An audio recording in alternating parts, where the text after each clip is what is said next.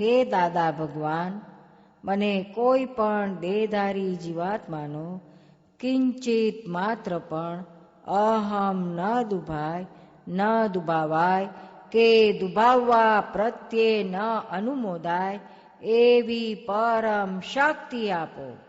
મને કોઈ પણ દેહધારી જીવાત્માનો કિંચિત માત્ર પણ અહમ ન દુભાય એવી સ્યાદવાદ વાણી, સ્યાદવાદ વર્તન અને સ્યાદવાદ મનન કરવાની પરમ શક્તિ આપો.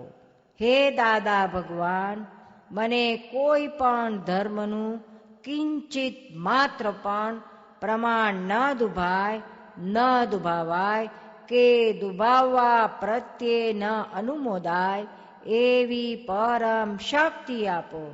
મને કોઈ પણ ધર્મનું કિંચિત માત્ર પણ પ્રમાણ ન દુભાવાય એવી સ્યાદવાદ વાણી, સ્યાદવાદ વર્તન અને સ્યાદવાદ મનન કરવાની પરમ શક્તિ આપો. હે દાદા ભગવાન, મને કોઈ પણ દેહધારી ઉપદેશક, સાધુ સાધ્વી કે આચાર્યનો અવર્ણવાદ, અપરાધ, અવિનય ન કરવાની પરમ શક્તિ આપો.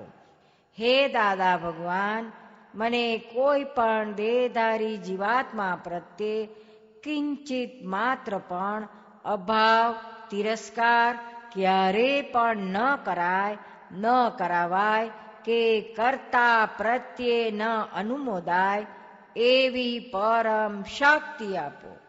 હે દાદા ભગવાન, મને કોઈ પણ દેહધારી જીવાત્મા સાથે ક્યારેય પણ કઠોર ભાષા, તંતીલી ભાષા ન બોલાય, ન બોલાવાય કે બોલવા પ્રત્યે ન અનુમોદાય એવી પરમ શક્તિ આપો. કોઈ કઠોર ભાષા, તંતીલી ભાષા બોલે તો મને મૃદુ રુજુ ભાષા બોલવાની શક્તિઓ આપો. હે દાદા ભગવાન, મને કોઈ પણ દેહધારી જીવાત્મા પ્રત્યે સ્ત્રી, પુરુષ અગર નપુંસક ગમે તે લિંગધારી હોય તો તેના સંબંધી કિંચિત માત્ર પણ વિષય વિકાર સંબંધી દોષો, ઈચ્છાઓ, ચેષ્ટાઓ કે વિચાર સંબંધી દોષો ન કરાય, ન કરાવાય કે કર્તા પ્રત્યે ન અનુમોદાય એવી પરમ શક્તિ આપો.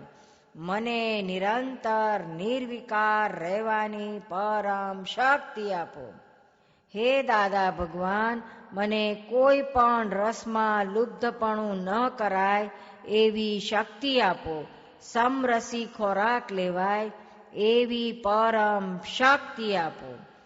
હે દાદા ભગવાન, મને કોઈ પણ દેહધારી જીવાત્માનો પ્રત્યક્ષ અગર પરોક્ષ, જીવંત અગર મૃત્યુ પામેલાનો કોઈનો કિંચિત માત્ર પણ અવર્ણવાદ, અપરાધ, અવિનય ન કરાય, ન કરાવાય કે કર્તા પ્રત્યે ન અનુમોદાય એવી પરમ શક્તિ આપો.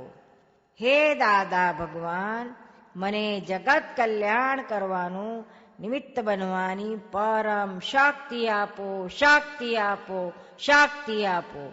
જય સચ્ચિદાનંદ.